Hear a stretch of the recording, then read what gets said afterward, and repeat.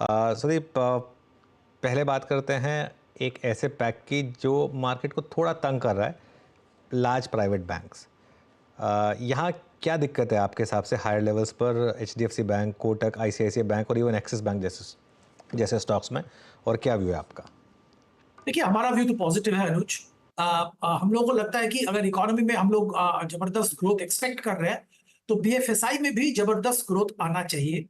ये पहली बात ये है। और इस ग्रोथ को संभालने के लिए जो दिग्गज पब्लिक सेक्टर बैंक्स हैं और जो दिग्गज पब्लिक प्राइवेट सेक्टर बैंक है, वहां पे अच्छा खासा क्रेडिट ग्रोथ होना बहुत जरूरी है।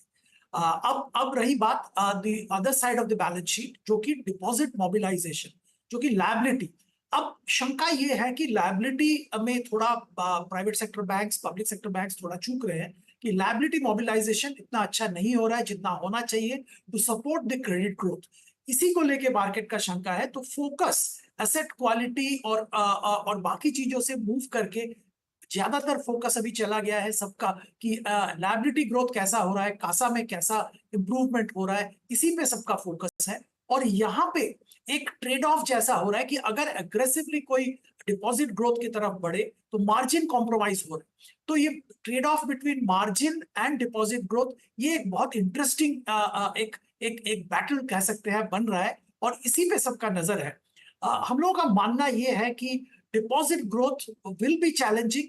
बैंक को एक्सेस करना पड़ेगा दूसरे तरह के सोर्सेज ऑफ फंड्स, क्योंकि आज के दिन में रिटेल निवेशकों के पास या बल्क डिपॉजिट की बहुत ज्यादा गुंजाइश नहीं रह रहा है। अट्रैक्टिवनेस कम हो रहा है क्योंकि other instruments are gaining prominence. So एक पैराडाइम शिफ्ट हो रहा है बैंकिंग इंडस्ट्री में, लायबिलिटी गैदरिंग में, और उसी पे हम लोगों को फोकस रहेगा। मार्केट भी उसी के ऊपर नजर बना के बैठा है कि एचडीएफसी कैसे डिपॉजिट मोबिलाइजेशन करता है, पर साथ में क्रेडिट ग्रोथ भी कैसा करता है और मार्जिन ग्रोथ भी मेंटेन करता है। तो एक बैलेंसिंग एक्ट चल रहा है, इसी में फोकस रखना पड़ेगा।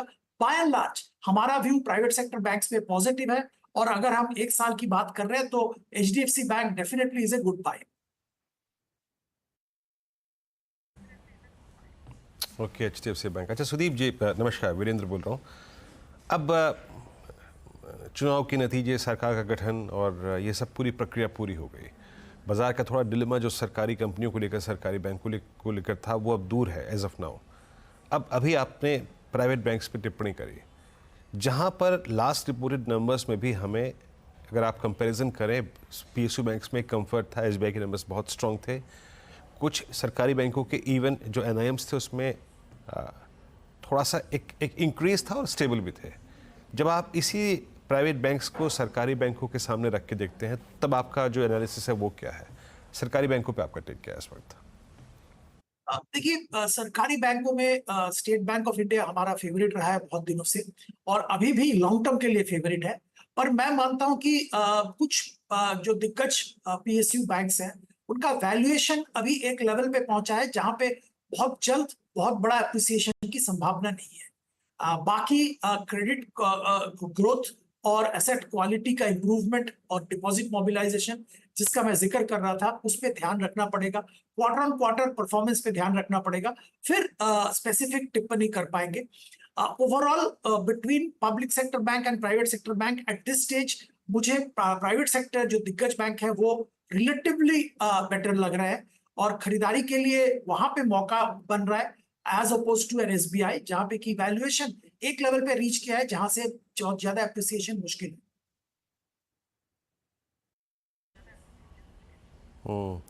अच्छा, कल के फेड के निर्णय के बाद सुदीप जी, जब आपके पास अब जब इन्फ्लेशन की फिगर्स के साथ एक हल्का सा रोड मैप आया है regarding I think rate cuts, 24 में अप्रॉक्सीमेटली 1 कट पॉसिबिलिटी, और शायद 25 में रेट कट की जो पेस है वो ज़्यादा तीव्र रहेगी, 4 रेट कट्स। आपका आईटी पर व्यू क्या बन रहा है? बाजार रोज़ बरोज़ आईटी में एक डे ट्रेड प्रोस्पेक्टिव से तो कॉल ले रहा है, बट एक डिसाइसिव कॉल अभी भी हमारे इस कार्यक्रम में जितने मेहमान आते हैं वो नहीं ले पा रहे हैं। आपका व्यू लार्ज कैप आईटी पे, मिड कैप आईटी पे क्या है इस वक्त? ये Virendra ji, large cap IT पे हमारा व्यू पॉजिटिव रहा है कुछ दिनों से, और अभी भी पॉजिटिव है। यूएस में ब्याज दरें कम हो रहे हैं और होंगे भी। अब एक कट होगा जो कि फेड कह रहा है, और फेड चेयर का जो कॉन्फ्रेंस था वहां पे उन्होंने ऐसा इंडिकेट किया कि शायद एक से ज्यादा कट भी हो सकता है। तो एक यूएस फेड एक बहुत बैलेंसिंग एक्ट प्ले कर रहा है, क्योंकि लेबर मार्केट का भी स्थिति पे नजर उनका है और इन्फ्लेशन पे भी नजर है। तो ये सब बैलेंस करके उनको चलना पड़ रहा है, और शायद इंटरेस्ट रेट पे कॉल लिया जाएगा सेकेंड हाफ में ही, जैसे कि बात हो रहा था। तो सितंबर ऑनवर्ड्स ये कॉल शायद लेना शुरू होगा।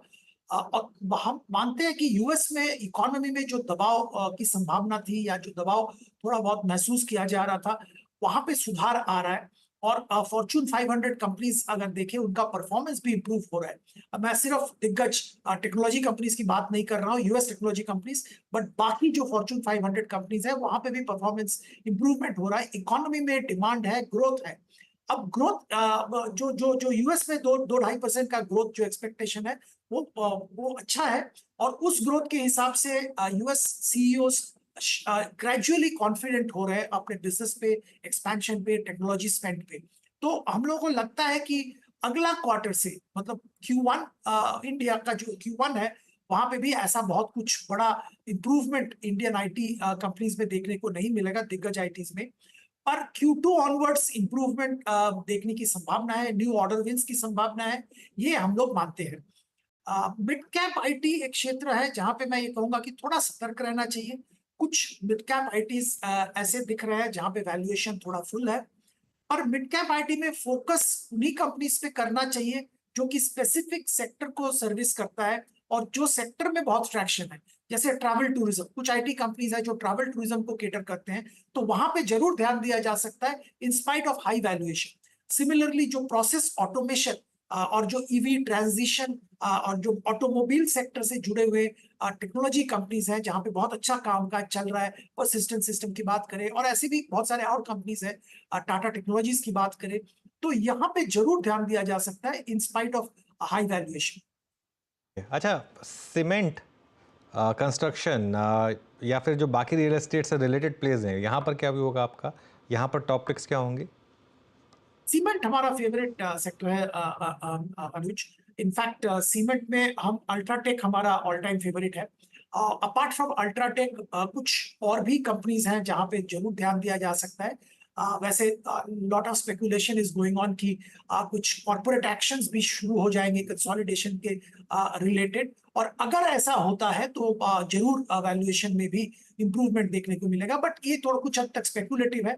अगर फंडामेंटली देखें तो UltraTech definitely looks good. ACC कुछ दिन पहले कुछ इंटरेस्टिंग रिपोर्ट भी आया था, एसीसी भी ठीक लगता है करंट वैल्यूएशन पे। तो अल्ट्राटेक एसीसी दोनों for long term definitely looks good.